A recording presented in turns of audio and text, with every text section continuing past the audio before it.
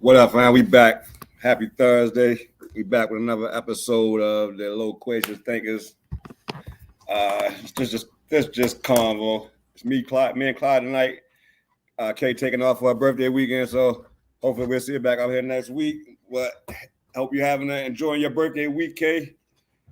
We're gonna get started a little early tonight. We're gonna hop right into it. I'm trying to be done by 10:30 by the conversation. Honestly, tonight it's been a long day. A good day. Football season is back in action. My guys and I are getting ready. The squad looking good, man. Like feeling good about this season. Excited to see what these boys going to do this year, man.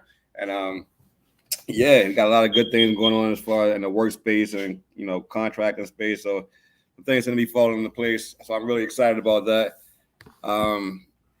Not the same type of week it was last week. Last week was kind of tough. Last week was rough, but we back this week, let alone anything. I'm about to bring my man Clyde up early. Clyde, you ready, bro?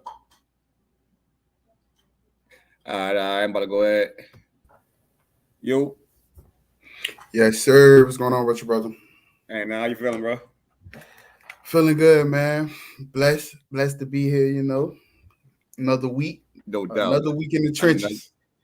Another day above ground. That's what I said. Yeah, for sure. It's a blessing. Man, what's wrong with you, though? What you want you to do? You want to run again? You already know how it goes, bro. I thought I was going to get me a break today, but not today. Nah, it was more so running. Not today. It was more. I should have been pressing shirts. I needed to press some shirts because I got an event tomorrow night. I got an event. It's like a pop-up. A pop-up animal photographer. Hey, bro, you tripping? I get the grind and everything, but jeez, bro, you'll kill yourself. Nah, I ain't gonna do that. I'm gonna just say everything. I'm gonna have somebody running my table for me while I get the pictures. Where y'all at? You in Virginia? Yeah. You got a little lag tonight. You must be far from the router. Nah, I'm right beside it. It's the crazy part. Oh yeah, I don't know. It went out last night in the area. It was out like all night. It just came back on today. So I don't know, man. Y'all just bear with it. Nah, we good, bro. We good. Now, man, what's up with you though? Dive into this topic tonight, man. We talking about how that walk and get lonely. That lonely walk, bro. Tonight's episode, we on episode number 5, man. So hopefully somebody getting something from this stuff, bro. I'm always shocked when somebody come up to me and tell me they watch it. Like, why you caught that? or on my face. Yeah, because you don't never know. Because sometimes people just be watching, they don't even say nothing. Right. I mean, it's cool. You know what I'm saying? It's just the stuff that we were talking about to me is just like it's just life. You know what I'm saying? Like it just, I really am just following direction of just. All right, Lord, you said, talk about it out there. Somebody else needs to hear it. I trust you on it. I'm trusting out there. And then whatever happened, whatever they get from it. But nah, it's just always mind blowing when somebody come up and encouraging about it or mention the platform. Kind of make your heart tickle a little bit. Pause. Oh, it's okay, man. It make you feel good. It make you feel good that what you're doing is not in vain. Somebody's actually watching, somebody's actually benefiting, and a lot of times we need that so we can keep going. Yeah, not facts. So like tonight episode, we said we talking about, bro, that why is the walk so lonely? We're gonna dive into that spot. Like what's the walk for you though, bro? Like what that like as far as that, like let me ask, do it get lonely for you? That walk? Yeah, it's very. What that look like? First off, let me say, I had to. It didn't always used to be like that, because you always when you starting out or whatever, you surrounded by people, you got people around you, but when you start to take your walk a little bit more serious, you're gonna start losing people. Yeah, and at first it hurts because you make these plans like these the people I want to take with me on this journey. Like it's gonna be us, you know what I'm saying? Yeah. We're gonna do this, we're gonna do this, we're gonna do that, and we're gonna take over the world. Like that's what you make up in your mind. And then you start to realize like everybody ain't got the same vision. Yeah, So facts. so at first you start dragging them with you, like you pulling them because you don't want to leave nobody behind. It's like, man, they gonna say I'm fake, I'm phony for changing on them. But and you don't want to really hear that, like, that boy done changed on me. He done did this and did that. Now he think he better than. I ain't trying to hear all that. You know what I'm saying? So come on, man, I'm gonna drag you along. I got you. Yeah. Then get to a point where you start to become stagnant because you so busy looking back, and you got your arm back here. You can't even grab and see what's in front of you because you're too busy trying to pull people.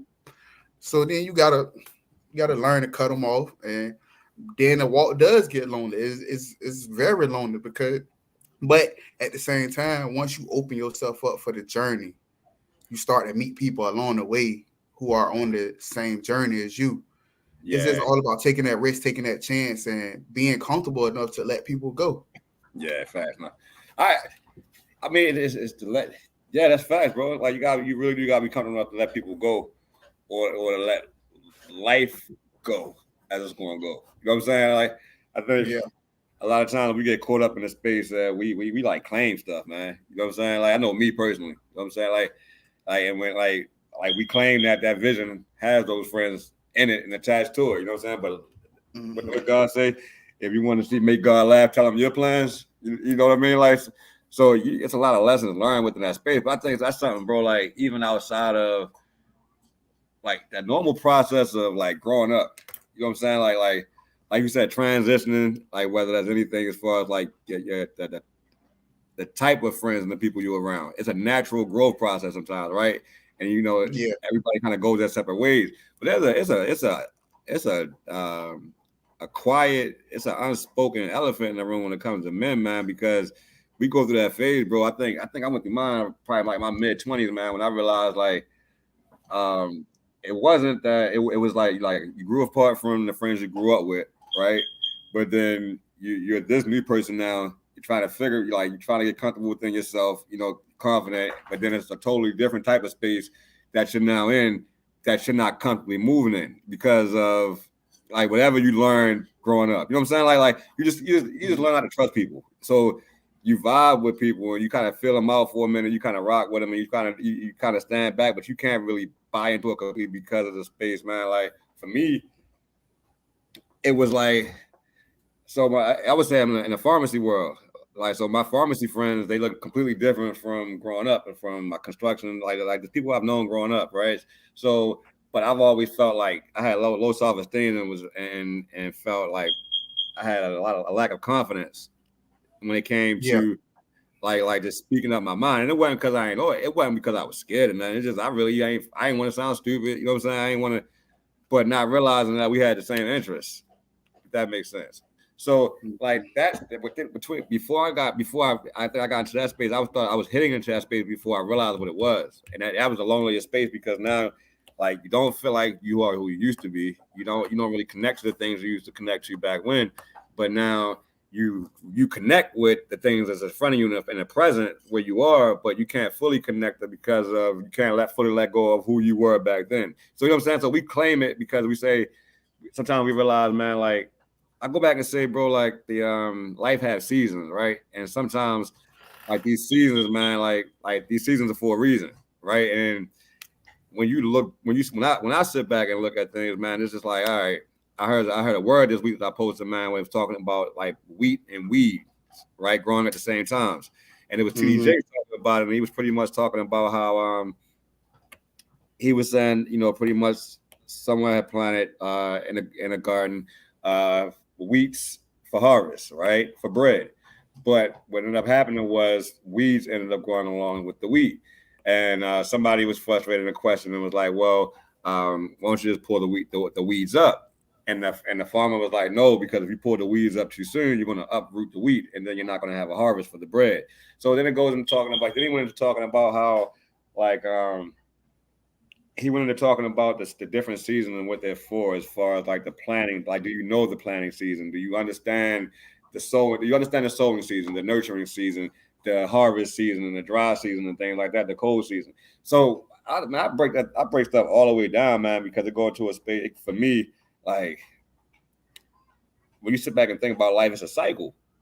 You know what I'm saying? Mm-hmm. Depending every few years, you're a different person going into the cycle, right? And we run away from change so much, not realizing that change is inevitable. It's a part of the process. But Exactly. for me, that change got lonely outside of the rant. You know what I'm saying? Mm-hmm. Like that process That's got fact. lonely. But I think it happens to like a lot of people, a lot of smart dudes, man. That have like you get. I think that was like imposter syndrome. You know what I'm saying? Like I think that's a little bit of imposter syndrome, meaning like you feel like you're not. I think a little bit of what I read on imposter syndrome and I talked about with some friends that deal with it. You don't feel like you belong. You know what I'm saying? Like you feel like you're acting, or you feel like you're posing as somebody else to make this work when everybody else is genuinely being them. But it wasn't the case. It was a space of growth and not knowing, like, all right, like how should I move in this space? You know what I'm saying? Like what kind of conversations can we have a week? And then as growth happens, you find out like you have similar conversations with like we have similar conversations that I've had with the the people, the folks I grew up with and loved, go up to this point. You know what I'm saying? Like when we were close. But what you get, moving forward is it's an abundance now because you got them, and now you got another I guess I'm not gonna say group you're going into, but you live in another space of life now where you kind of like you're growing, you're being challenged, not to be in a space of comfort. Like you have genuine people that they so care differently, and it's not trauma based sometimes. You know what I'm saying? It's genuine, Mm-hmm. like rock with you, bro. Like I don't want to see you do that. I don't want to see you go out like that. You know what I'm saying? Like and tell you things as far as like how you're moving and what's just giving you advice that you can that helps you continue to grow. You know what I'm saying? Like sometimes in the Right. space, the folks you grow up with, you anchor yourself mentally, and it's not even it's not on purpose. You know what I'm saying? Because it's a space of comfort, you're complacent, it's a space of complacency, and like you all a lot of us been in a relationship for like 30 years, so yeah, the spark is gone. You need a little spark again. You know what I'm saying? And growing into that new group, find your spark. But it's weird, bro, because even with all that and being around all these people, when I felt like even now sometimes, like a lot of times, I'm like you feel alone because you feel like nobody understands you still. You know what I'm saying? Like so that feeling like no one understands it goes into that space, man, of like that it makes it hard to talk to. You know what I'm saying? Like when you know how you say when you're talking to somebody and you get into a space where they say reach out to somebody. You hear it all the time. It's so cliche now. Mm-hmm. They say reach out to somebody. No, that's a time you don't feel like it's talking. You know what I'm saying? And it's not for reason people think. It's not that you can't talk about it or you're not willing to talk about it. It's just that urge of not to be burdensome. Sometimes, a lot of times, outweigh that. You know what I'm saying? Like you live in a life where everybody got their stuff going on, and in your mind, what I got going on ain't no worse than what they got going on. So they chalking theirs up. Let me chalk mine up and go. Not realizing, bro, until I was 40, man. When I was talking to my homeboy, I was like, bro, he's like, you never mentioned any of this, hey, bro, for what? Like, I mean, don't everybody go through it? I said it in a space that was so calm, like it just came out. He was like, nah, dude, nah, absolutely not. Everybody don't go through that. You know what I'm saying? Like, so, and then you start listening and you start paying attention and you look and you start seeing like doing the shadow work and start seeing what they mean by like, no, that's that. You know what I'm saying? Like a lot of people get molested, but it ain't a common, it ain't the normal thing. You know what I'm saying? Like it ain't something that Exactly. you know what I'm saying? Like Mm-hmm. you go through that space, bro, where it's just a weird, lonely space because you realize you're talking to people, you're interacting with people, you're social. You know what I'm saying? You're sociable and anything like that. But it's when you go back home and you're alone with them thoughts, bro. Like you are left alone with everything now. So everything that's in your head, and I think that's the lonely space, right? Because now you're in that space where you're hearing like I should have did that, I should have did this. Damn, did they take it that way? Did I mean it that way? Like you just got all the things that you ain't shit. Like you just like look, Mm-hmm. you thought you was gonna be different. It's got a similar situation. You just got all these things going around in your head where it makes you feel alone. You know what I'm saying? Like it isolates you, kind of bullies you. So I don't know. I can't explain that. What you think? Like, where you coming from with that? You lagging. You like? No, you good. Well, I feel like honestly, I think that I'm trying to think how I should put that in the best way possible. What's that very last thing you just said, bro? Because I don't want to No, so I'm gonna say why wait. pretty much why is the walk so lonely? You know what I'm saying? I mean, from your side, you know what I mean? Like I feel like it's specific. lonely. I feel like it. Like I said though, I feel like the walk is lonely because everybody's path is unique to them. You feel me? Yeah, Like so, my walk gonna feel lonely to me until I link up with more people who are on the same path as me. But in order for me to get to that exact path where I'm supposed to be, I gotta work on myself diligently enough until I see the path and the vision clearly. Because you're not gonna see the path you're supposed to take if you still worried about what's going on in here. You gotta work on yourself every day. And as you working on yourself, you end up developing into the person that you're supposed to be. Yeah, I agree. And I feel like a lot of times the loneliness comes in is because it's unfamiliar territory to us. Yeah. You feel like it's different when we don't got our friends around to cling to. It's different. It's a comment in the chat too. I see. I got you. What's up, Brian? My bad, bro. No, you good. I was saying it's different when you don't got that support system around you that you depended on to be there at all times. That's where the loneliness comes in from, and it comes in because fear.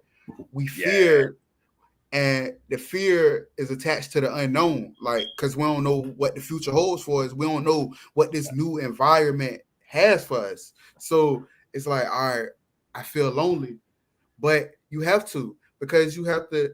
Sometimes you have to be in a place where it's growth on the other side of that uncomfortableness, like that uncomfortability. I'm reading the comment. I got you. I'm gonna throw them up there. Go ahead. Don't lose the train of thought. We're gonna talk about Brian comments in a second. Okay. I think I already did. Yeah, I got you, bro. So Brian said, I know that sometimes I created my own loneliness because there were others sharing the same challenges I was, but I kept it on the inside. And I think that was one I did that too in a way. You know what I'm saying? Like, and I did that completely the same way, man, because it I don't know what is that? You know what I'm saying? Like, hey, what you got, bro? What you want to? No, I was about to say he absolutely correct though, because we do create our own loneliness. Sometimes we feel like we're alone.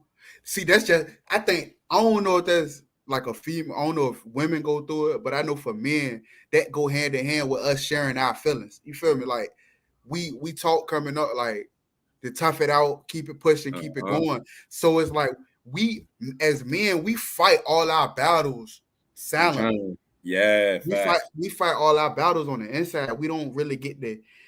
We're not taught that.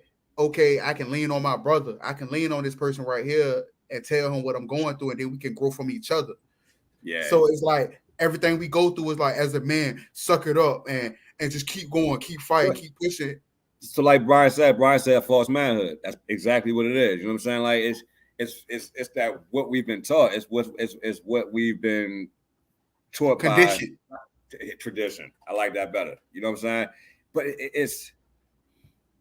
it's crazy that you're going to that space, man, because you're absolutely right, Brian. As far as once I put the carriage up and start sharing it, I was talking to my man Dion, and like I was in a space where I was just tired, like, and I was embarrassed a little bit when I said it. Like we were having a nice little conversation. I was just like, bro, like I just can't do it, man. I'm in a dark place. Like I feel like I don't want to be there no more. And he was like, hey, bro, I felt like that too. But the moment he told me that, like, bro, it was this weird weight came up off me, like, oh, it really registered, like, damn, for real, like, that was the first time I looked up and said, oh, I ain't the only one. You know what I'm saying? I ain't the only one feeling this. I ain't the one going this. Why don't nobody else talk about this?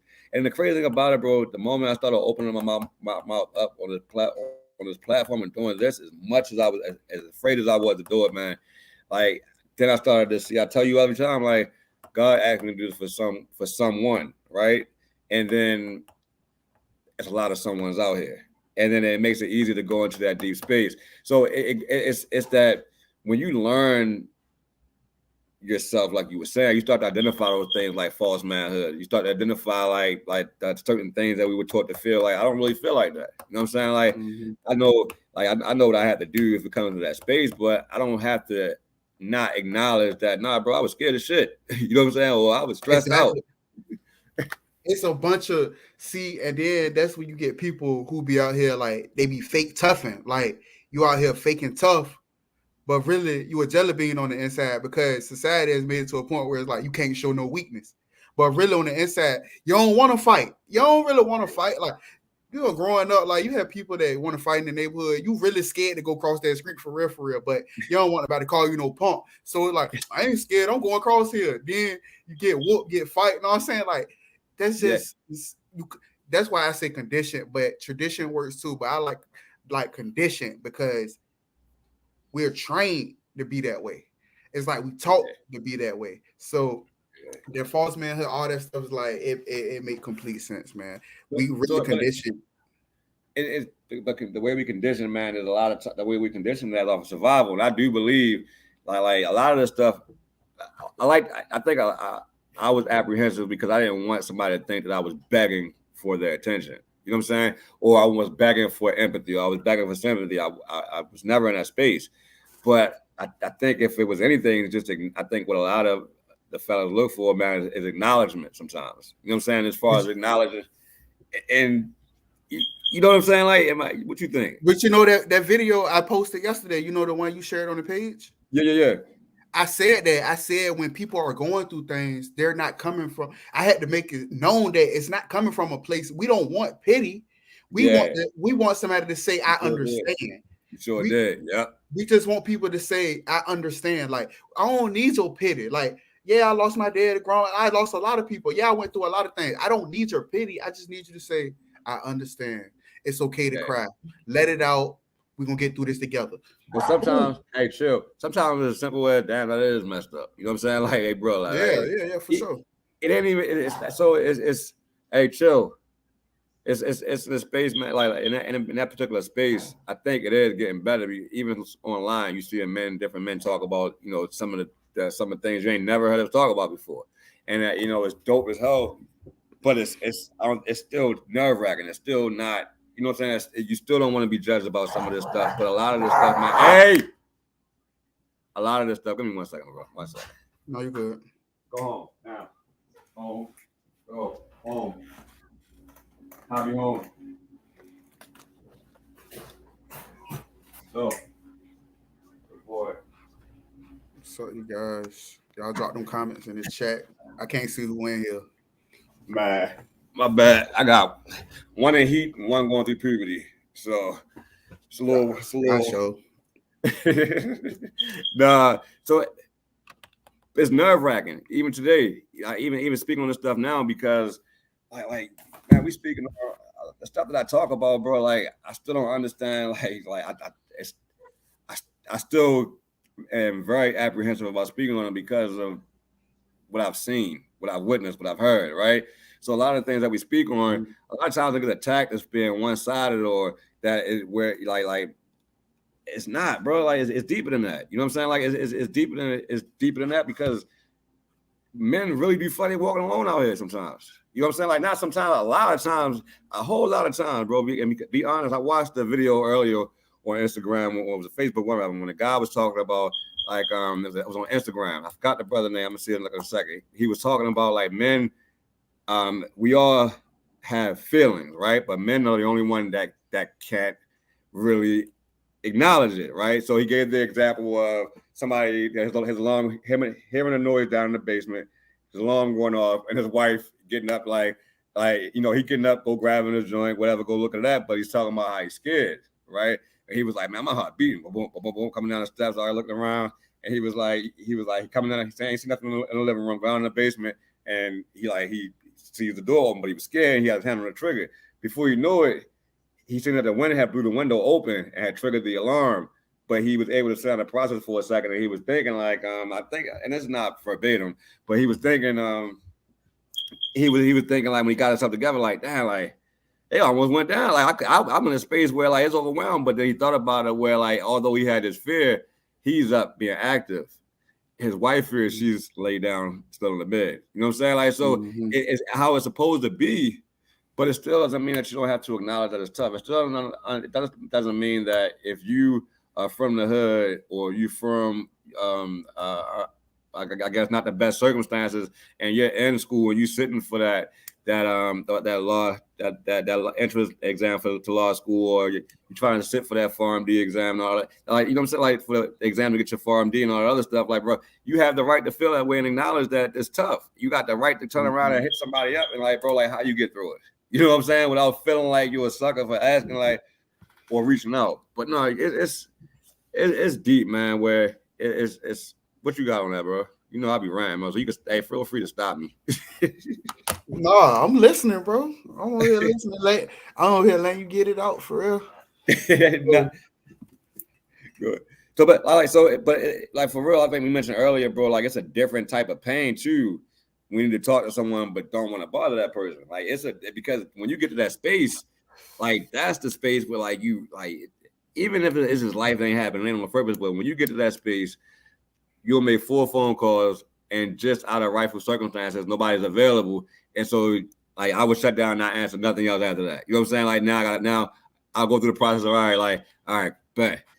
Good. I'm kind of glad they answered. All right, let me try somebody else. All right, bet. I'm glad they didn't answer. Let me try somebody else. All right, they didn't answer. Bet. Let me just go ahead and sit with this. just so you can say you tried. Just so you can say you tried. But then you know what I'm saying? Like so it's and because you really don't want to talk about it because you I know me, bro. Like I don't like this, and I think I'm pretty sure, like I talk about in therapy, it's one of my traumas that I got from. I never complain about when I never seek help when I needed it, right? Because I don't want to look like I'm begging, and I've gotten that from a situation in my life that I ain't really expressing yet, but it came from a space where I watched this particular person navigate attention that way, so I've always made sure, like, nah, I'm not, I don't need no attention. You know what I'm saying? I'll be hurting. Back hurting, can't move, can't walk, dragging myself. You good? Yeah, I'm good. No, I'm cool. You know what I'm saying? But why? It's the conditioning, man. The condition to be so strong to act like because man, like it's weird, bro. You know, we conditioned to be that way. Any sign of weakness is like it's a sign for somebody to tell us that we inadequate. You know what I'm saying? Yeah, because men in this society are based off of what they can do or what they provide or how strong or how tough they are. If you lack in any of those areas, then you got to worry about women calling you soft or you ain't man enough. You ain't this, you ain't that. Like even as this is why I say conditioning, bro, because it starts as a child. Like even as a child, you get into it, something happens to you, cry. They're like, shut that mess up, stop crying before I give you something to cry about. Me flipping off the fence was something for me to cry about, and you talking about shut up. I'm hurting. Like, so but the caveat is as a man or as a young boy, you have to have that conditioning to get through life, to prepare for life, right? It sucks. It's like a double-edged sword. Because if you don't get because you're not being taught to acknowledge pain. You're getting taught to fight through pain, but at the same time, that lesson can be taught differently. You can acknowledge that I'm hurting. You can acknowledge that, oh, I see that you fell off the fence. So you are in pain, but at the same time, calm down. You're going to be okay.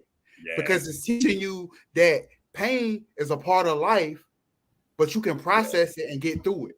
You know what I'm saying? Facts. Yeah, that's facts. That's facts. No, that's real. That's definitely that you spot on with that one. But it's but I think about it in a way, but like would it be as effective if taught the other way? Because think about back in the day, like the kid was out because we would be healthy. Our emotional standing would be healthier if it went that way. But by us not learning to process emotions or not acknowledging pain, we become adults and teenagers who don't know how to process pain, which is why we deal with so much mental BS now. Yeah. I mean, I agree. Some people his comment. I was reading his comment. What one? But yeah, exactly. Coping and teaching How to is definitely process a is process. key. Agree. No, that's facts. That I agree, right? I'm thinking about I agree with you guys. I agree with you guys on that one. I guess the part I was thinking about as far as like from a perspective of having to learn it on your own. You know what I'm saying? Like you tough on yourself in that space because, like I said, I was like growing up, bro. I was like my son DJ. I was like free spirited. I was happy. I was like the dark side that came through my experiences through life, right? And then things that it was forced out of that space, right? It was forced in the space of like it was where I felt bipolar at a young age, right? Because I am that sweet young little boy right now, but I don't trust nobody. I'm uncomfortable around gay men. You know what I'm saying? Like completely at this point after being molested. I don't trust nobody from what I've seen, from what I've been taught. You know what I'm saying? Like I had to get my ass whipped a million times before I actually figured out like, hey, I'm the only one. I don't want to hurt nobody out this motherfucker. You know what I'm saying? Mm-hmm. So when you get into that space of you teaching yourself, I can say from experience is that like like we're hard on ourselves too. It's not always taught. You understand what I'm saying? That makes sense? Because I hey Bubba, you can't sleep. Okay. It's in that space where you say hi. So it's in that space, man, where it got into that space where like a lot of times where I had to catch myself, especially with my oldest son, where I used to talk to him like I talked to myself, and unintentionally not realizing that it wasn't effective for, and like he did it. He moved in that space because he was a tough kid. But when I stepped back and thought about it, and my other son being on a total opposite spectrum as far as how he responds to life, I had to figure out like, okay, like, yeah, it was effective in getting it done, but like now I have to go back and get him to acknowledge that, bro, that was hard. Like that wasn't no easy task you did. How do you feel? Do you feel like this? Do you feel like and then checking and engaging as far as teaching him in that space with me asking him if they're able to ask themselves these questions when they get older. Now you can kind of cope, you know what I'm saying, like within the space effectively in that space. And so it's like I agree with what y'all saying. I wasn't questioning it, but I was trying to figure out how to express it from what I experienced. You know what I'm saying? Like learning how to play sports, learning how to play. These are things that I couldn't go to nobody. Like as a boy, as legit, I played ball and I played baseball. I learned by myself. You know what I'm saying? I went and coached somebody. I found a coach out, and they coached me up. I learned to play the game by myself. Ended up being pretty good. Basketball, put the basketball up by myself. Learn how to fight. Learn how to all by myself. You know what I'm saying? Like so it's when you're in that space of you don't know, but you feel like you in one way when you like, nah, bro, you cool. Like I ain't tried it. But then you turn around like, oh, like but I've been taught in life, I gotta acknowledge that because I'm not gonna be the victim in this position, in a position like that. You know what I'm saying? Like, so you kind of go on God. So like, does that make sense? Yeah, it makes sense. But that's part of the conditioning though. Yeah. That's part of the conditioning where it's like it's a dog eat dog world. I'm gonna get you before you get me. But we conditioned to be that way.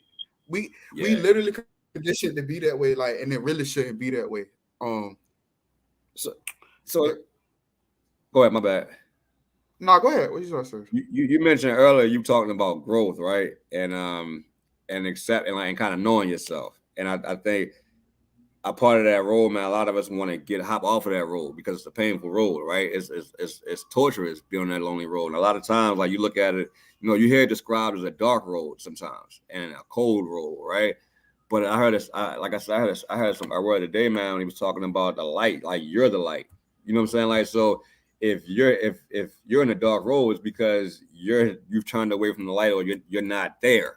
You know what I'm saying? Like you're not there, being who you are isn't there. Meaning you don't know who you are. You don't know, you know what I'm saying? Like you kind of in the space of your hopelessness. You know what I'm saying? Like, so when I thought about that, it said you're light by what you put a light on, what you pay attention to and what you give attention and what you nurture. And when you think about it in a space, man, it's right, because even when the road get lonely, like some things you experience, you think you have no business in that space, right? But because you don't have certain, like, you know it. We talked about it before. You don't have certain licenses or things like that to make you like the society says you're ready for this position. So you start automatically questioning yourself in that space. But that role is for you, it's yours, right? So like you can walk through it in darkness. You absolutely can walk that road in darkness. If you choose to walk that road in darkness in the space that you feel right now for the rest of your life, if you're in that dark space, it can absolutely happen for you. You can live out the rest of your life and how you feel right now is possible. But on the other side of it, the moment you start to shine light on what you want, you start to put one foot in front of the other about what you think may be out of reach or may be lost on that space, you completely put yourself in a space of hopelessness. You know what I'm saying? Like, and then you have nothing to work for. And then what are you going to exercise faith in anything? You know what I'm saying? Like, so it's like you got it. Like I think that I know that you get out of that darkness by facing it. And a lot of us, you know, who've been in that space, that's the only way. It's a scary, like, bro, like I'm not gonna sit back here and act like I like that. That, bro, that was the scariest place in my life, man. I never tell. I will always tell people the devil plays in that space, and they can take that however they want to take it. You know what I'm saying? Like the devil dances all day in that space, and he got all the energy, and to make it out of that space, man, you just like, all right. But then you come out of that space and you realize the reason you were in that space because you gave up. You know what I'm saying? Like you decided to turn your attention this way. You let life get to you in that space where now you're too hopeless to pursue. You know, that makes sense? Mm-hmm. Yeah, it made perfect sense. Like what you got on that, bro? Like how you feel? You hit a very perfect topic. Because I don't know if you realize it, but at the end of all my videos, I always say shine your light. You do. I say that at the end of every video because it's important that we shine our light. I don't know where I got that from, but I've been saying that for years. Like even before I started to do my shadow work and everything, I used to have a caption in my bio on Instagram and used to say, shine your light even in the midst of darkness. So that means be you even when the world around you is falling apart. Like that's what it meant to me. So I took that as something like very personal to me. And now I use that as like I don't know what to call it, like a quote or whatever you want to call it. Like I use this as, it's kind of like an affirmation or something. Like I use it as like a stamp. That's my stamp to tell people that to be them regardless of what's going on in the world around them. So at the end of all my videos, I always tell people to shine your light. And to me, shining your light is telling your story, walking in your comfort, being you, like not worrying about what people think of you, not caring what they say, not worried about what they think, just being you, doing you unapologetically, and being like just walking in that space, that confident space. Yeah, no, that's fact. It's funny you said that space as far as shining your light. You absolutely do say that, man. But I come from the other side of that. Like as always, is grind in the dark and shine in the light. Because you get used to not being seen. You know what I'm saying? Like, and it's not that you want to be seen. You just get used to the point where you just like you learn how to grind for yourself. You learn how to grind for you, and you learn how to accept things in the space where, like you learn to set the bar for yourself. You know what I'm saying? And then a lot of times when you set the bar for yourself, I think that was the frustrating part for me, man, because when I started setting the bar for myself and when I started to actually buy into it, I started to make things happen. So when I got sick, me getting sick and not understanding mental illness, man, it set me back so far that I lost all the momentum that I've gained throughout the years that I worked so hard for. You know what I'm saying? Like so that's what it felt like back then because I was holding on to pharmacy. I was holding on to that one career space because I was good at it and the money was coming easily and then the relationships were building in that space. Now realizing that that season, it took me a long time to let that go and realize I was in a different season. But it's what I've learned now, like the stuff that I was that back then that had me like detrimental, man. Like I sit back and look at now and like, oh no, it was supposed to happen this way. There's no other way I would be on here talking about mental illnesses because before I got sick, it wasn't like I didn't take it seriously. I didn't know what it was. I didn't know that it felt like. I didn't know that when it came on, you couldn't feel it. You couldn't feel it. You know what I'm saying? It's because it's such a norm in the community. Like it's just like you going through it, so you don't really like the people that's older than us. They probably heard us talk about mental health, and they like, boy, you weak or you soft because they didn't grow up knowing anything about it. They don't know about trauma. They don't know about any of that because they come from a generation where it was just like kill or be killed. Like, I mean, but to be fair too, like you hear like that. We talk so much about what they have versus we didn't, what they have versus what we don't have. But they didn't have the stresses that we have today, right? Like you'll give it, let's break it down simple. Like there was tension, right, in the US. But what was that tension between? It was between blacks and whites, right? And then as time go on, like things progressed to the space where we have the racial conflict that we have today. It's not on the same scale as what it was when they grew up. You know what I'm saying? Like, and in the economy, although things look luxurious, we're really in a worse state than they were back then as far as economically. So you get into that space, man, where I kind of hear what we used to say all the time, like and get it, but we really can't compare the two anymore because we have like nowadays we have the and I'm not saying taking any weight away from that. I'm saying like we have a pretty heavy load ourselves. You know what I'm saying? So what I'm saying is as far as take the stress of individual stress, right? Then take your family stress that you carry as a man, then take the world stress, and then take the national stress, then take the world stress. That's a lot of different types of stresses. And if you know anything about stress, like I think what my guy was saying earlier, as far as having suppressed stress, it reacts in a certain type of way, right? That's where you do addiction and you start self-medicating, you start having negative coping skills, and then you go to the other side of it where it's I don't know. You go to the other side of it where you have suppressed, where the unsuppressed anxieties and depression, and now you're anxious, now you're depressed, now you know what I'm saying, like so you have ADD as adults or ADHD as a kid. So it's funny how that stuff plays on your body, on the natural process of your body, man. And I think we're just hitting a space where we're really starting to understand like that mental illness. It might not be an illness, bro. Like I'm gonna stand on that. I'm gonna say that.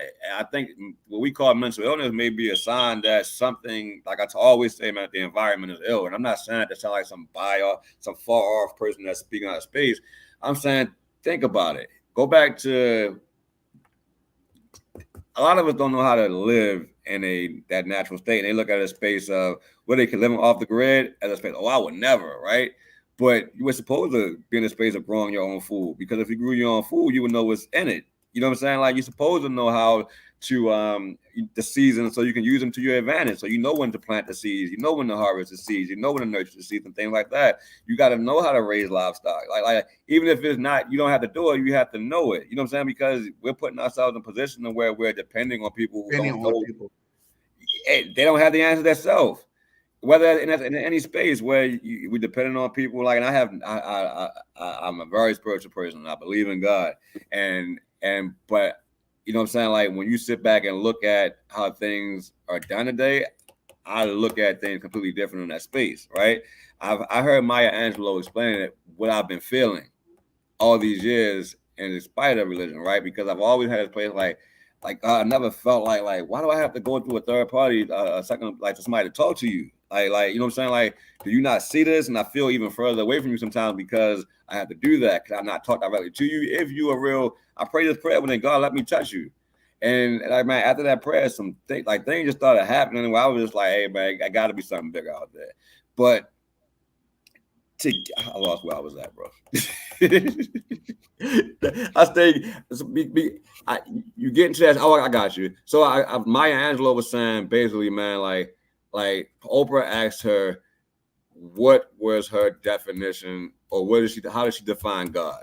And she said, so simply, God is all. And it's like, at first you think it sounds so simple when it hits you, right? But then you think about it, you're like, oh wait, like no, really, God is really all, right? And so, and why is that? When you look at where He's in everything, or God is in everything. You know what I'm saying? God is in everything as far as the space of, you look at certain things outside, and no way, how do you explain certain things, right? And just an aspect, there's so much I can't explain it at this moment. But then you go into this side, what she asked, what did she define spirituality? and thirsting for all. You know what I'm saying? Like trying to find all, and it sounds so simple when she said, bro. When you just like that makes God is all. You're thirsting for all, and then you go to the third part of it when she asks, "What is religion?"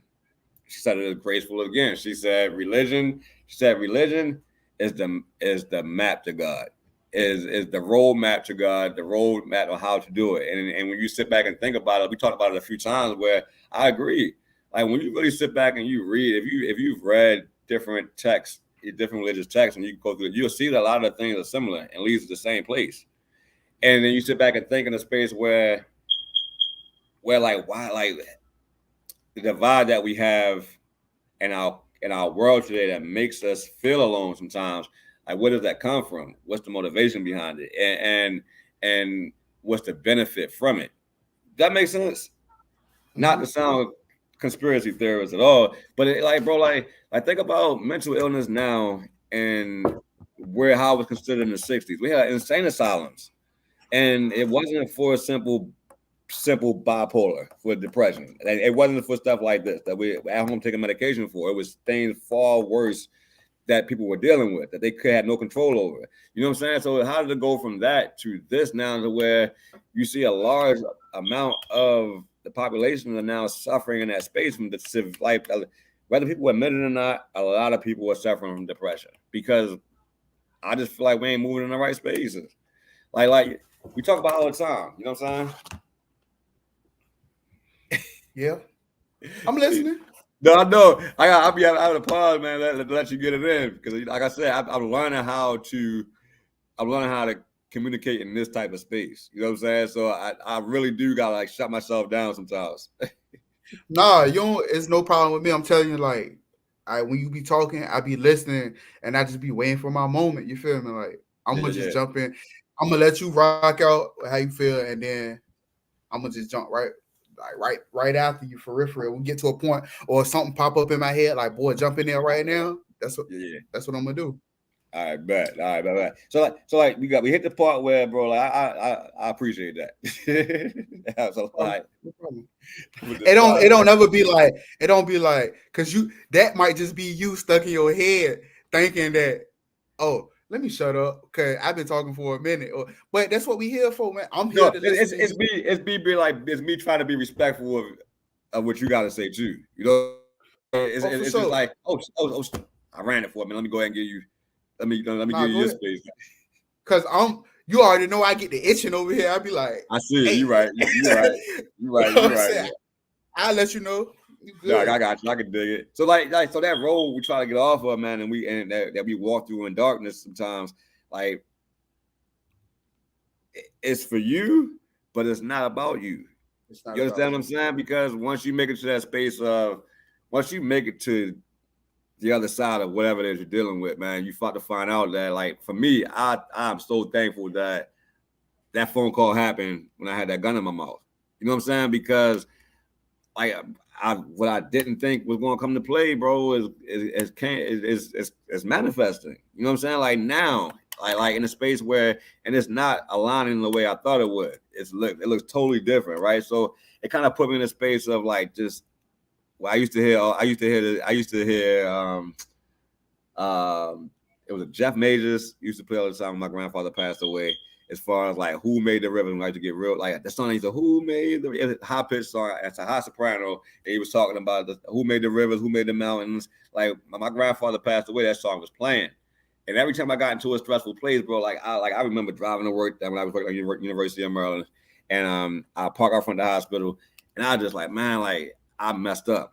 You know what I'm saying? Like I used my good intentions turn on me, man, and it wasn't that I expected. It was just like I say, I always say, I wanted a family. I wanted things, right? And I felt like I was making good money. But the things that tanked me were the things I didn't anticipate. You know what I'm saying? As far as like you always say, you want certain things, but life don't always play out that way. And then you got to eat the consequences because you think about it. Although you wanted it, I weighed the decision as far as like, all right, do I like? I remember talking to myself as a teenager, like 19, like, all right, do I want to go pursue this? Like, should I just go to Florida State? I'm gonna like, all right, should I play? Should I go walk? Should I keep this basketball dream alive, or should I go start a family? right? And then my urge to start a family like got the best of me because it was like it'd be dope to love somebody the way I wanted to be loved, right? It'd be dope to give to give my kids something that I never got, and you end up you end up walking into the same situation because you're so immature and uneducated and inexperienced, and you know what I'm saying, like so. Yeah, your good intentions, like back then, it was like, all right, but I can still. I watched my mother go to school with 2 kids and go, okay, if I'm with somebody, it should be easy. I remember having these thoughts. If I'm with somebody that I love and we have a kid together, then we should be able to work together and move in that space. You know what I'm saying? But as you get older, you find out like, hey, it don't work like that so much. No. You know what I mean? So, but it's weird to find out that road that was meant for you, that was just supposed to get on that road, if you stay the course,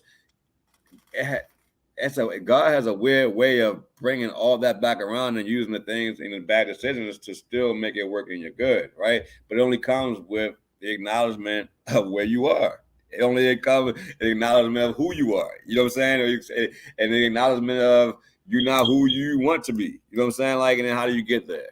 So, but that road don't just forge you. Like that road forges you. It gives your kids insight. It teaches them how to move. It gives them wisdom. And it may not be in a space of where they go through what we went through in our generation, but in a way it prepares them in a space. So that's why I try not to throw. That's why I made it a point of myself, man, never to push like what my kids should do. As far as like go to school, go to this. It's always been, what do you want to do? Are you sure you're cool with that? Whatever it is, make sure you don't just chase the money, because that's the rat race that people get stuck in the traps in. You know what I'm saying? Like that's the trap. That's the part where our parent generation, the generation before, towards like going into that, our parents' generation, man, they will always say, go to school and get what? Get your college degree, right? And back then, on that time, it was fitting because the economy called for that, and the benefit was there of doing that. But I noticed, man, like when I noticed around that 26, 27, man, like I have friends coming out of school with bachelors, and they making the same amount, they making less than what I was making. You know what I'm saying? Like so, and then you kind of seeing how things going. You seeing where we are now, man. Like it's so easy to get distracted. You know what I'm saying? Like by our purpose and our calling, and from us, and from yourself. You know, like I'm saying us, I mean from yourself. Because if you're trying to figure out how to pay a damn bill, you ain't got time to worry about yourself. If you're worried about how you're putting food on your plate for your kids, you ain't got time to worry about honestly, you don't. So a lot of times that trauma's passed on in that space, because if you don't have time to think about it, you're also training your kids and conditioning your kids that move the same way. So now you have 2 generations of people just moving, what do they call that, bro? Like impulsively and survival state. And then I can't be taught how to feel because you don't know how to feel. But then 3 generations down, our kids like, oh, what am I feeling here? But they don't even know what a feeling is at all. You know what I'm saying? Does that make sense? You know what I'm saying? Like you get so far away from it that you start to feel like you're going crazy, bro. Like so, it's not hard to feel alone when you're in a space, because especially when the Industrial Revolution hit, bro, we was put in a space to chase money and to chase a lifestyle and to chase comfort versus what we were destined to chase. You know what I'm saying? And that's the distraction. What I'm saying now, because now now you're chasing what makes you feel good, and life don't feel good all the time. You know, like there's nobody in life, there's no amount of money, there's nothing that can make you feel good and keep you in a good space all the time. But I do feel like the way we've been conditioned and groomed in society over these last few generations, that we got away from that and we got out of order in a lot of way, and we got distracted, and we kind of got away from us. Who we are.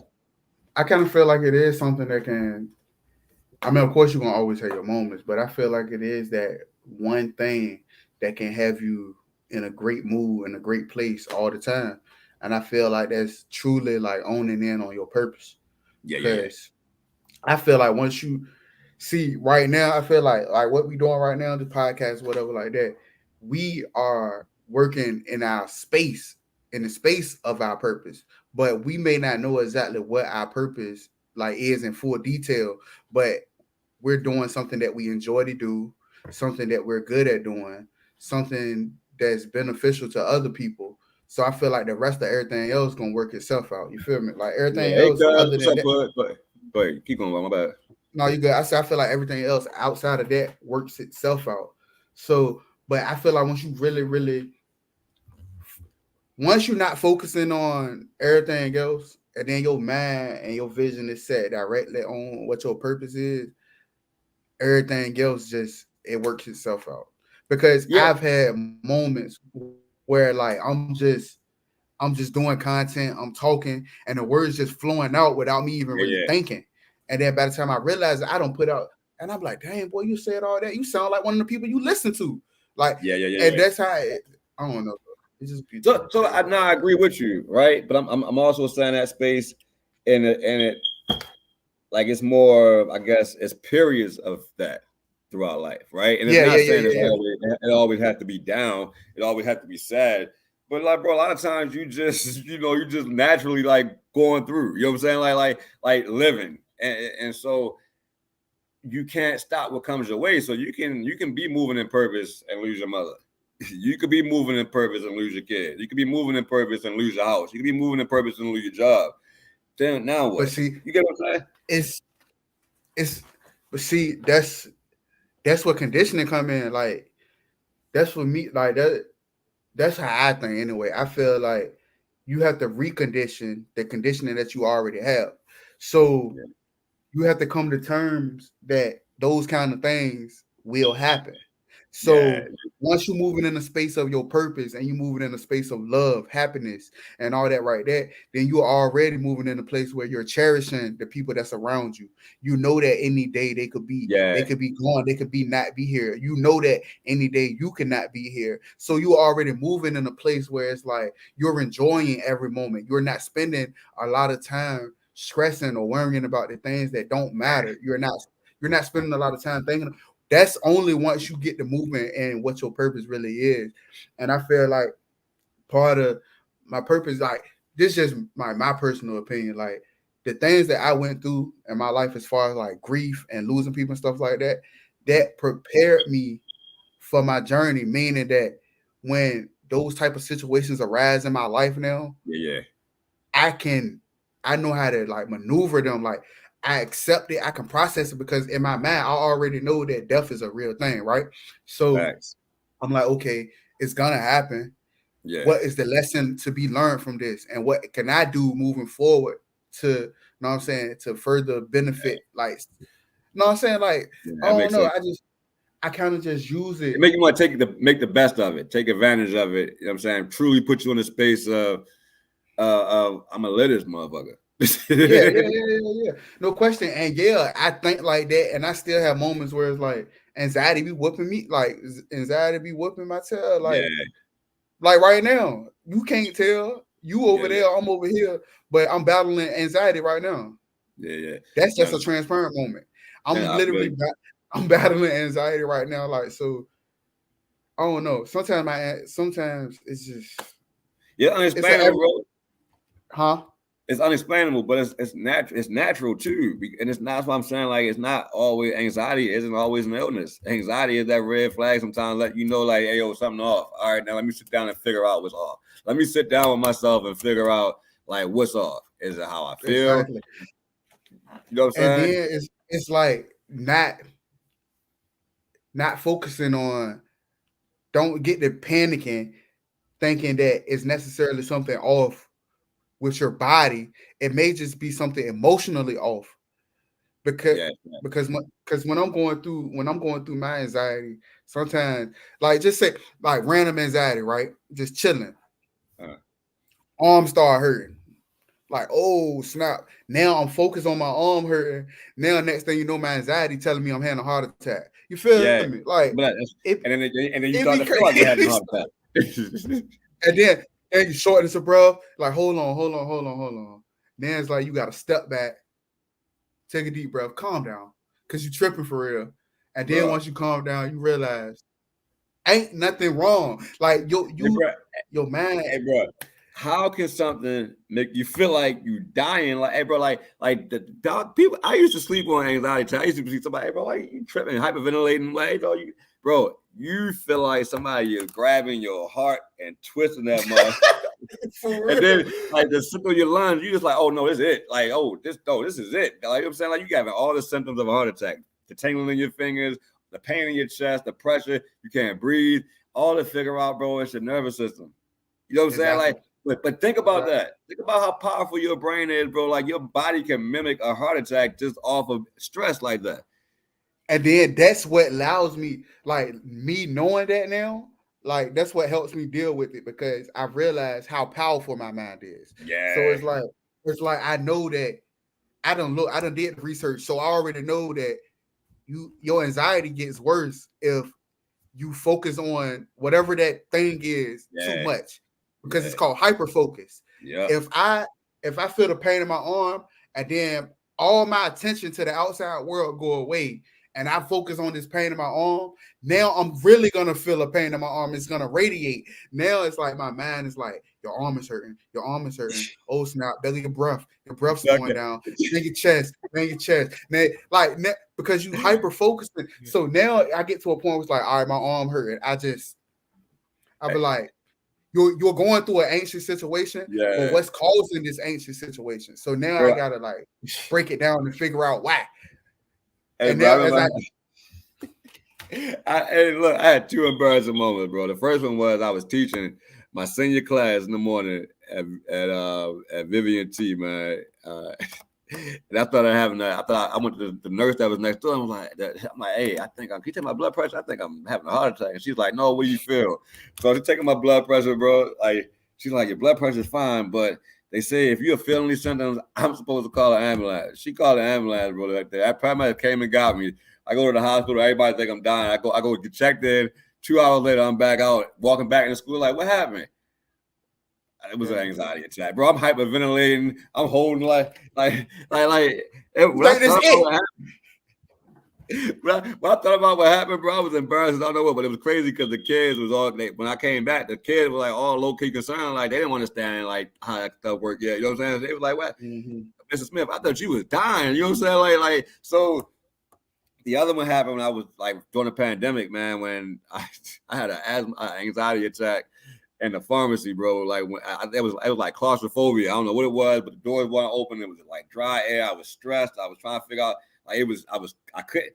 And man, all I remember was like my glasses was on one side, like of the aisle, and I'm crawling on the floor on my knees, like. And then my supervisor on top of me, like, Devin, are you okay? Are you okay? What's your wife's number? I'm gonna call your wife. You're having an anxiety attack. I'm like, no, I'm having a heart attack. Help me, save me. Like, so, for real though. But then, like, you don't realize that you're tripping until it's over. You like, bro, I've had guns in my face, bro. Like people I don't even know they're trying to rob or doing something, bro. I've never felt that kind of fear. Like, bro, you legit think you're dying. You think you're tapping out. You think, you know what? Who can I call? Ain't no way in hell it's in a heart attack. Right. But it goes back to say that everything we were talking about is the suppressed traumas and the unsuppressed traumas, how those things naturally have a physiological impact on your body.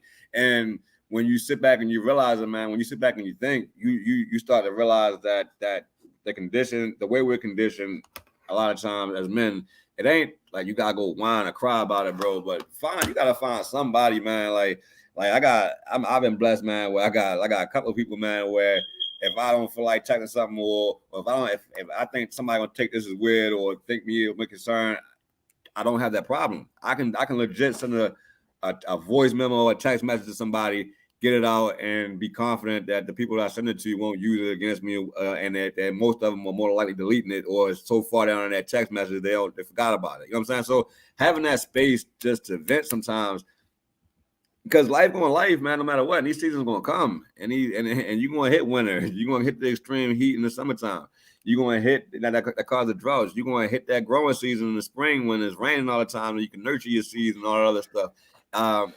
But you have to make sure you tend to the soil too in that space. You're the soil. You know what I'm saying? Like you got to make sure You know what I'm saying? Like you gotta make sure you're nourishing yourself. You gotta make sure you're watching what you're feeding yourself, whether that's diet, whether that's through what you're reading and taking, what you're living around, what you what you don't have boundaries to, and things like that, bro. You be messing me up. Every time you look, I look away. Like I heard something, man. It's them balloons rubbing together. And then look like that's behind you. But it throw me up. But no, man, like for real, bro. Like it's you can't like pressure bust pipes. And that shit is real. Like the pressure that we carry around as men, man. Like no, it ain't too many. Like understandably, you're probably never going to get the empathy from anybody the way that you want, or the sympathy, or the acknowledgement that you're dealing with some things, because like, quite frankly, everybody dealing with their own stuff. It may not be to the level of what you're dealing with, but that's for you. You don't know what that person is dealing with that may be heavy with them. So it may not even be they don't care. It may be if they don't have time to pay attention to that stuff either, because they got to worry about themselves getting evicted. They got to worry about keeping themselves out of a space of going and getting checked into a hospital. You know what I'm saying? Like you got to worry about this prepping it for a major exam in the last few sessions of your college courses and things like that. Like it's real, right? But then you're dealing with the stresses of the thing we talked about before. It's like you're dealing with life, death. You're dealing with illnesses. You're dealing with distractions, whether that's breakups. You know what I'm saying? Your hopelessness. You're gonna feel hopeless. You're gonna feel not good enough. You're gonna go through all these things.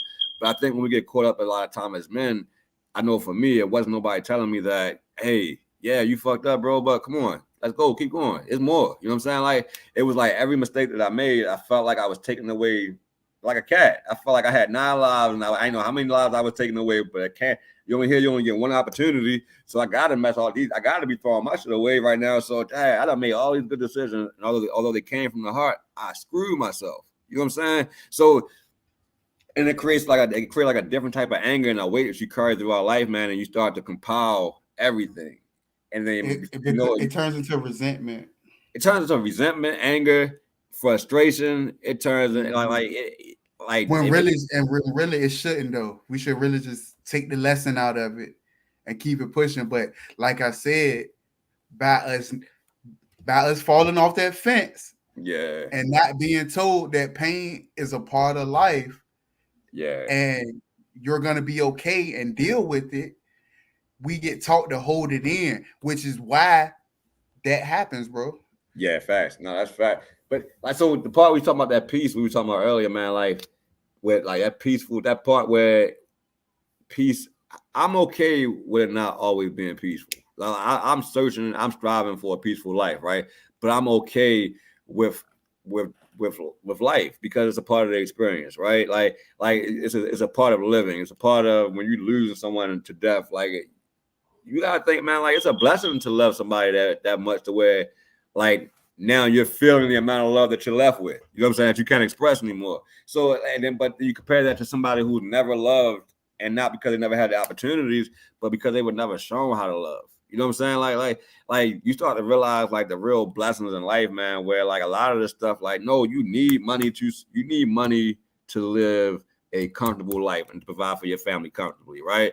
But that you need so much more to make life. That makes sense. You gotta invest in relationships. You gotta like what you expect somebody to give you. You gotta be willing to give back in return. You know what I mean? Like it's not if you're in a space where you want a particular type of woman, then you make sure you're a particular type of man. And if you're not there, you be okay. You learn the work that you have to do, and you do whatever you got to do to get to that space, because it's not, at the end of the day, if you feel that it's not for her, that's you calling. You know what I'm saying? Like that's your higher self in a sense when you're talking in that spaces, man. And I've always like that. That sounds crazy when you talk about. I used to always like when you say grand rising, I'm like, bro, like you got old. What'd you say that other day, bro? You know what I'm saying?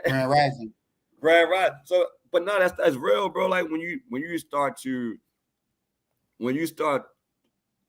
communicate in a space like that, like you see it's light. It's not always heavy. You know what I'm saying? Like it's in a space where when you start looking for the good in things, even throughout the bad, it makes that journey a little easier, because now you recognize that, okay, even though there are bad things going on, there's still a lot of great things and good things that are happening around you too. Now, Like it's okay to stop and acknowledge and feel the bad things and see that, but you can't get caught up in those puddles. You know what I'm saying? Like you can't get caught up in those traps the way that because like I said earlier, bro, like once you get into that point, like it's hard to devour that space, and that's almost like a life sentence once you go into that space, and that's why you hear like so many people, what they say, die at what 35.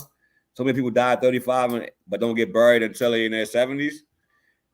I ain't never heard that. So like I don't know the age exactly, but it was something in perspective where they were saying like when you get to a certain age, you die because along with your dreams, your hopes, and things that you thought, and then you're just living now, you just functioning until your deathbed, right? Oh, so okay. When you're thinking about it, you just like what, like not as real, bro. Like because when you like, if you had something that you've been pursuing, like you hear all the dreams of guys making it to the NBA, the underdog stories, and all that other things. But when you start living, you start to find out like, bro, there's a lot of us out here that's underdogs.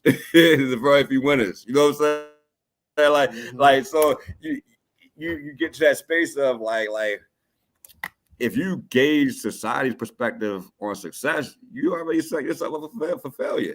If you set in society to give you up to give you an idea what a man is, bro, we live in a society where, bro, like that could be anything. It could be anything. You know what I'm saying? Like there's no normalcy anymore. Nothing's normal. There's nothing is normal. You can think about it, bro. Everything that was normal got wiped out before. Like these conversations about that we're having, as far as that we having today, man. I didn't even bring no attention to it because it's effortless. It's pointless, right? Like these conversations these are all distractions taken away from a bigger picture. You know what I'm saying? Like, what is that bigger picture?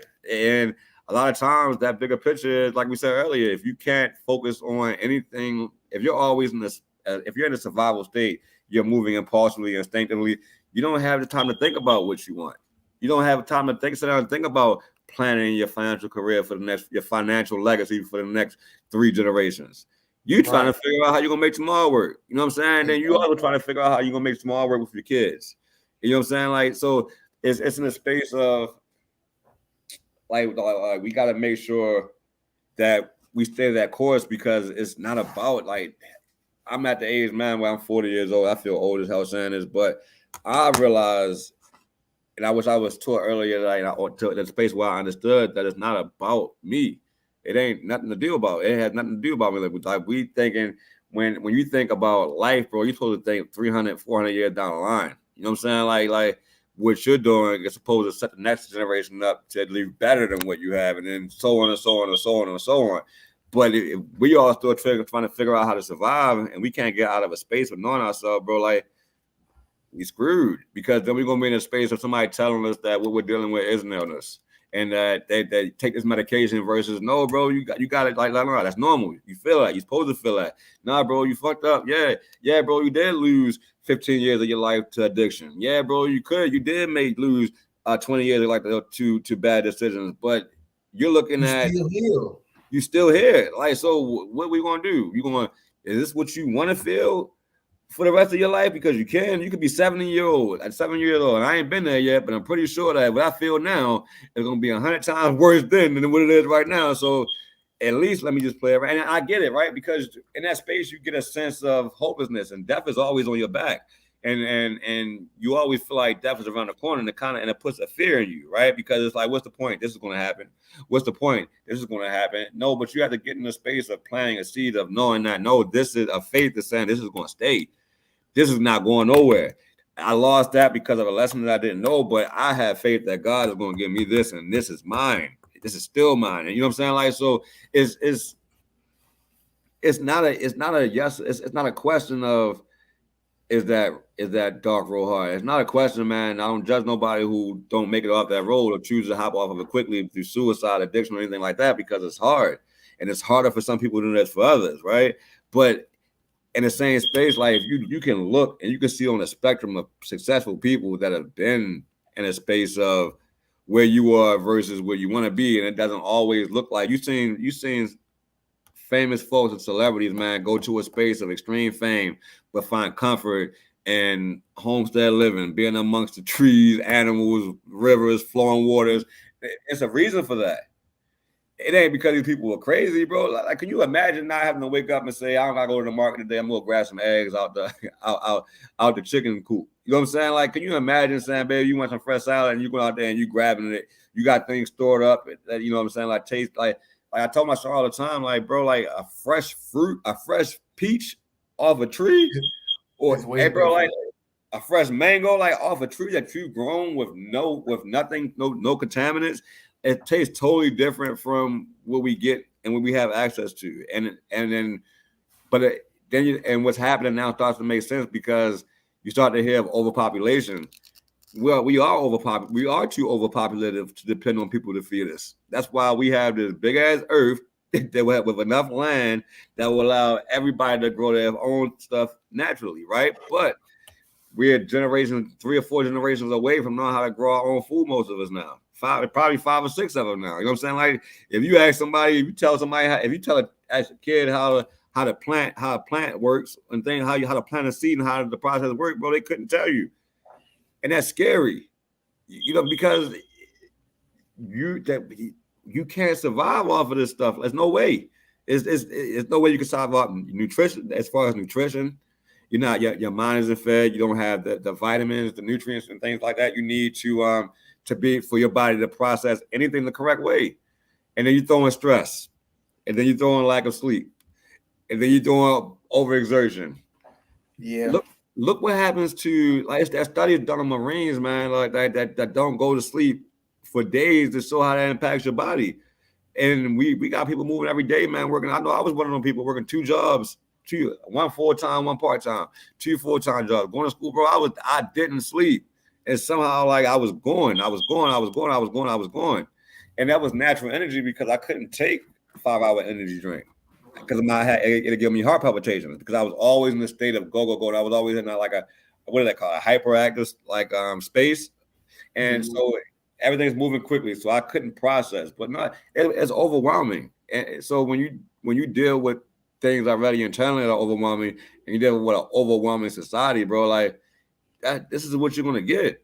You're going to get a lot of when you deal with a society where like men and women are put against each other on the most complex, like we're complex creatures. It's common sense to know, like, I got needs, you got needs. It's common sense to know that if we don't find a way to balance my needs versus your needs, it's not going to work.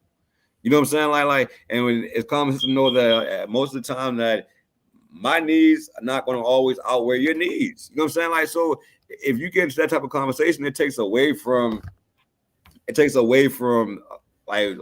the conversation you hear on social media today as far as who brings what to the table, or who do what, or what role. Nah, if you go down to a space where both of you MFers are supposed to submit, it takes away from I ain't submitting, you ain't submitting. No, both of us are supposed to submit. If I'm not submitting right, how can I submit? Okay, I'm not willing to do that. I can't do that yet. Maybe we can work there, but this is what I'm willing to do is compromise. You can't exist in a social space without compromise. You can't. We're all one another space of racism. Like, bro, we all fucking minorities, but we act like we better. We was all done wrong at some point. You know what I'm saying? Like, in this space, you know, like, but it's just a space where like somehow we've been put in the condition to a space, man, where like none of the like simple human shit just ain't needed no more. Or we can get away with it from it. I don't know. You know my rants, man. What you got? You got anything on that? No, I got nothing on that. This little recording everything popped up though. You see it? Yeah. I think probably style. You good though? It's gonna keep recording. I don't have it on mine, but it probably just popped up on from your end. So going back to it, like standard course, and that's important because it has more to do with you, and it has more than to do with what you see right now. And I mentioned earlier that I'm thankful that call happened when I had that gun in my mouth, man, because in the space of like watching it play out, it ain't play out nothing like I thought it was going to play out. You know what I mean? It's still stressful, it's still hard, but hey, I was tripping. You know what I'm saying? But not without reason. So it's important to remember just stay the course sometimes, because like that pain, it gets overwhelming, and to the point where like that pain, bro, make anybody be like, "No, I'm out for F this," and then especially when it start compiling. And then it's like, stay the course, right? Mm. I feel like I actually had a video. I did a video on this today, but I ain't posted yet. But the path is hard regardless, right?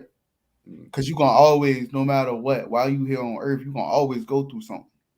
Mm-hmm. So would you rather, matter of fact, no, I think I put that on that post I posted yesterday is in the caption. I put it at the top.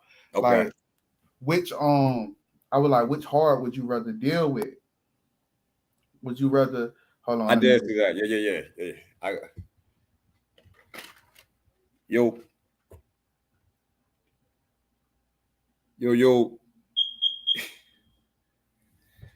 Give 1 second. We got a little lag tonight. All right. Where you at? I can hear you. There you go. Okay. You back. I was like, nah, the path isn't easy, but everything you've been through this far has been either. So which path would you rather take? If every you wouldn't be here right now today had you not overcame every obstacle you were faced with.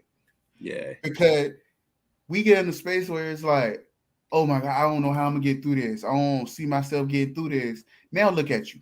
You get through it, right?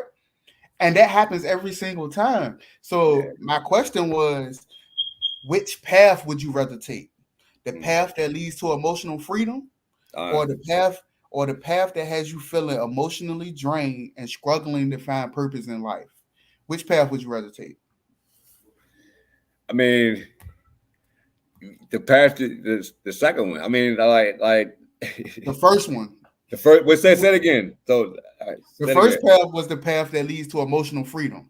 No, okay, I agree with you on that one. I got you. The second path was the path that has you feeling emotionally drained and struggling to find purpose in life, which is the path that where people who get stuck and people who get scared on the path. They on the path, but they keep stopping, they keep turning around and walking back. Yeah. So facts. So life is hard regardless. It don't matter. Like if you on this path, if you turn around and go back, your life ain't gonna get easier. Yeah. You still going because you just going back to comfort. You going back to the comfortable things that coddled you, and they allow you to be the lazy version of yourself. I'm gonna go ahead and say what it is. They allow you to be the lazy version of yourself, and they don't require you to do much work. Yeah. But at the same time, when you go back to this space, you give away any chance of growth. You give away any chance of helping anybody else for real, because it's like you almost gave up on yourself. But if you keep going, if you stay the course, and you on the path that leads to emotional freedom, then eventually one day you will look back and you will see that the things that had plagued you growing up and in life emotionally, they are gone now because you faced them as they do. You know what I'm saying? So I feel like that's the importance of staying the course. Yeah, I agree with you. I agree. I think so. That piece, that part on piece that for me, man, is being able to not be in the mix of life, but kind of stand back and kind of watch life happen. You know what I'm saying? Right. Like it, just being able to step back and just kind of see things going on, but kind of being in the space of like, bro, I acknowledge it.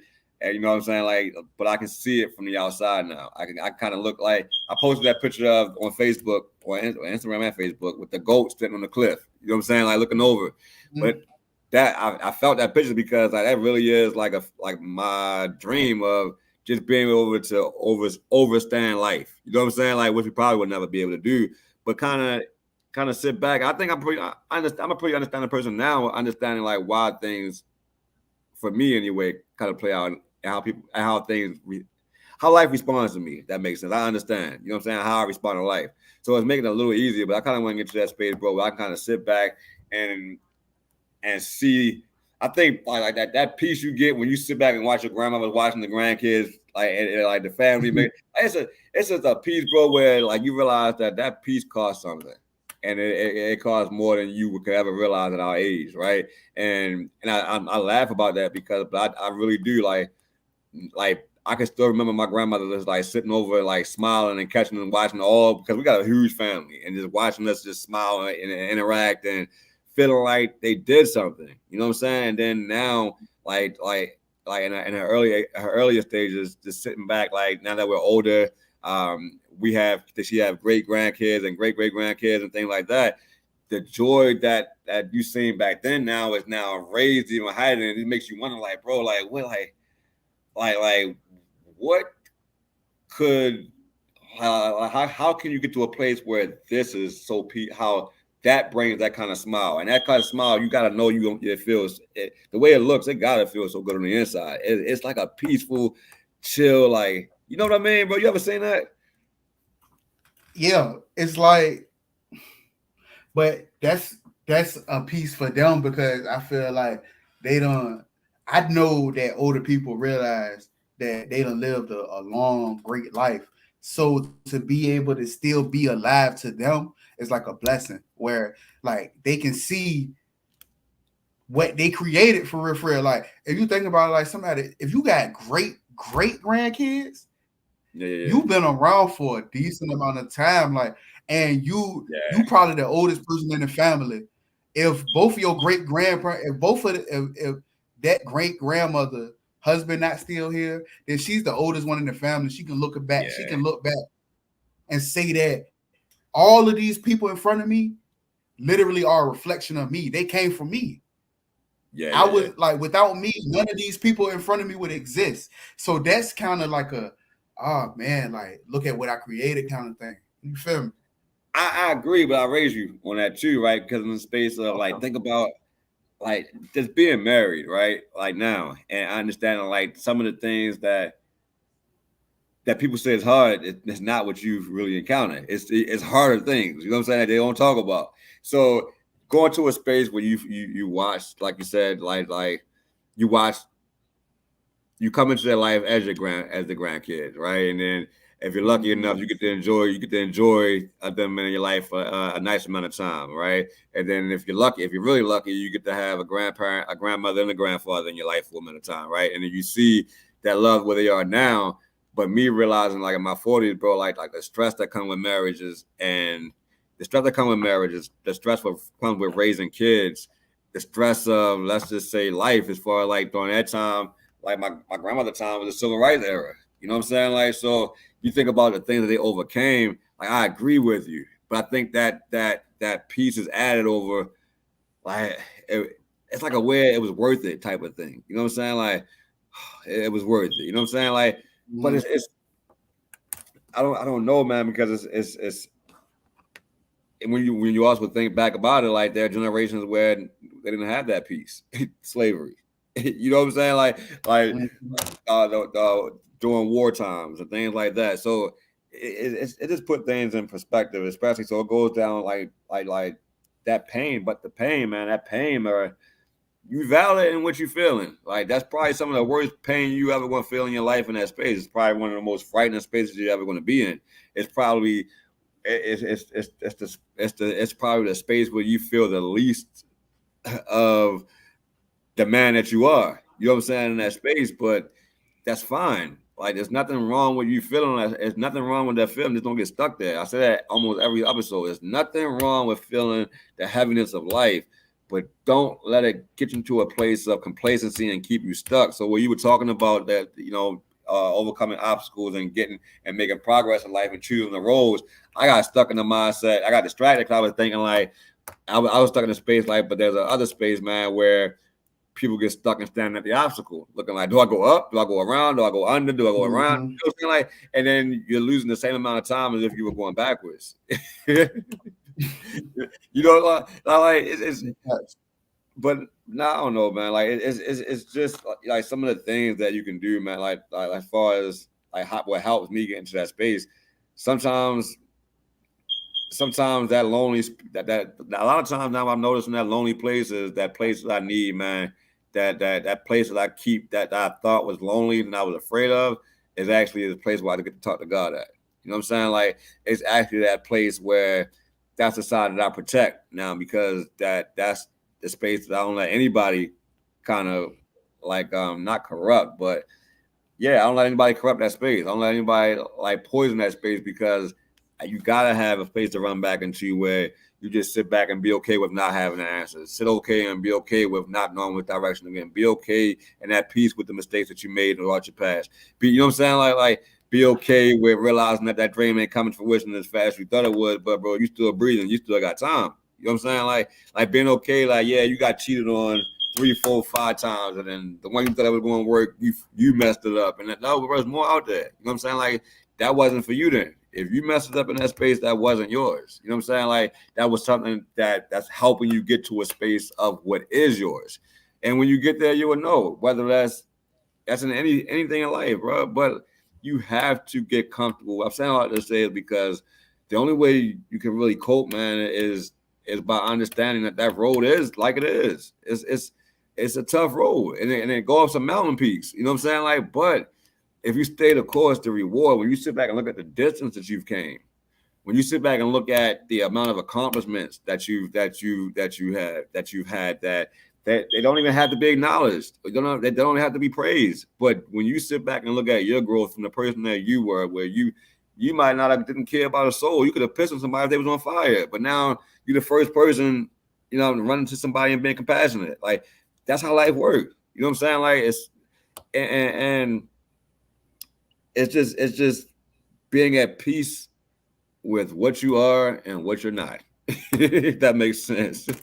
like it's because like yeah, like I talk to the people around me all the time that move in the space of like I gotta do this, I can't take a break. If I take a break, I feel guilty. Like bro, you can do all this, and what you're trying to avoid can still happen.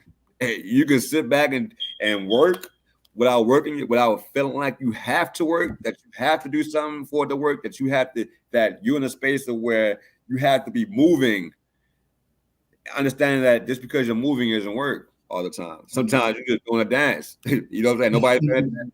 You know what I'm saying? Like so, so you got to sit down with yourself and figure out, okay, what are going to be the most impactful moves for me from where I am now? And sometimes the most impactful moves, them motherfuckers like this, like them joints, like, hey, wake your ass up at 7:00 tomorrow morning.